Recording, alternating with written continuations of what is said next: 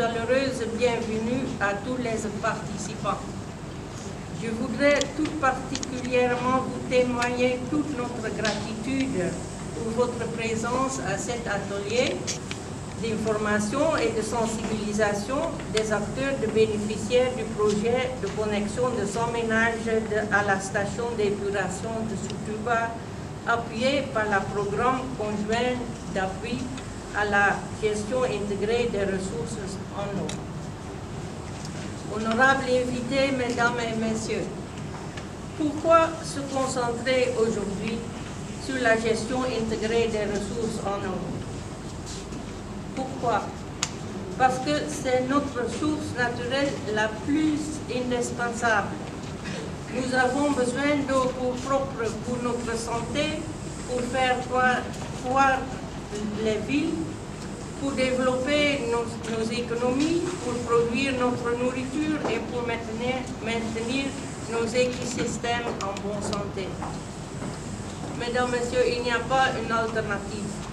La gestion intégrée des ressources en eau demeure aujourd'hui plus qu'hier une préoccupation majeure. Cette préoccupation s'affirme davantage avec la récurrence de la croissance démographique, source de pression sur les écosystèmes et la qualité des ressources en eau.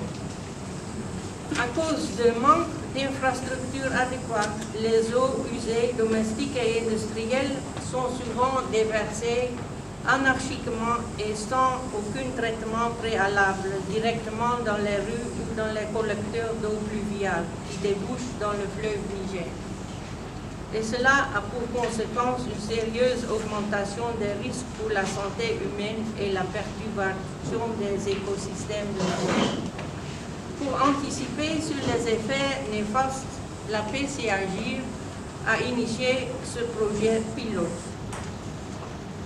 Honorables invités, mesdames, messieurs, nous sommes convaincus que la sauvegarde et la prévention du fleuve Niger et de ses ressources capitales est gage de développement des générations actuelles et futures.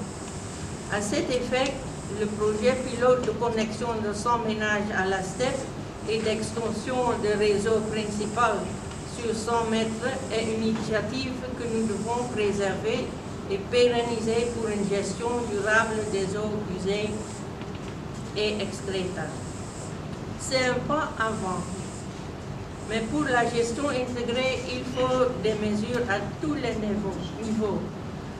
Tous ceux qui entreprennent des activités ayant un impact sur l'environnement sont obligés d'appliquer et ou de se soumettre aux règles et lois.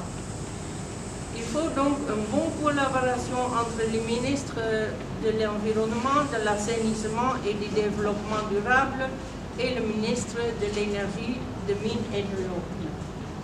J'étais ravie de voir les deux ministres aussi côte à côte à l'occasion de l'atelier sur la revue du secteur de l'eau.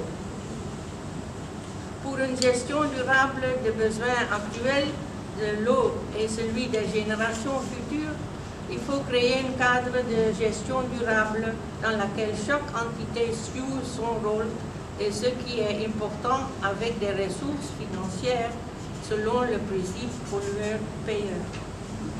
Par exemple, le DNACPM pourrait travailler étroitement avec ANGSEM pour arrêter le déversement anarchique de boues de vidange et rendre plus rentable pour les vidangeurs l'utilisation de l'installation de ANGSEM.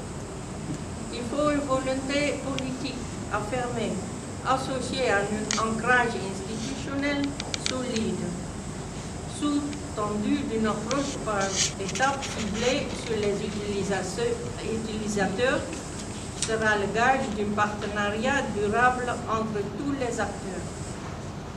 Honorables invités, mesdames, messieurs, l'ambassade des Pays-Bas accorde une importance particulière à la préservation de ressources en eau.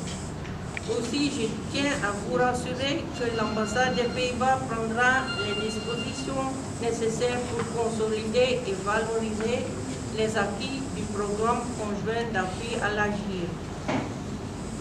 Honorables invités, Mesdames et Messieurs, la présente rencontre a pour objet d'informer et sensibiliser et de faire découvrir le gouvernement du Mali et aussi le bénéficiaire l'importance de ce projet, les avantages directs tirés par les bénéficiaires et sur l'environnement. Je suis persuadée que les travaux de l'atelier de l'information et de sensibilisation qui nous assemblent aujourd'hui vont permettre le partage d'informations sur les acquis et les défis attendus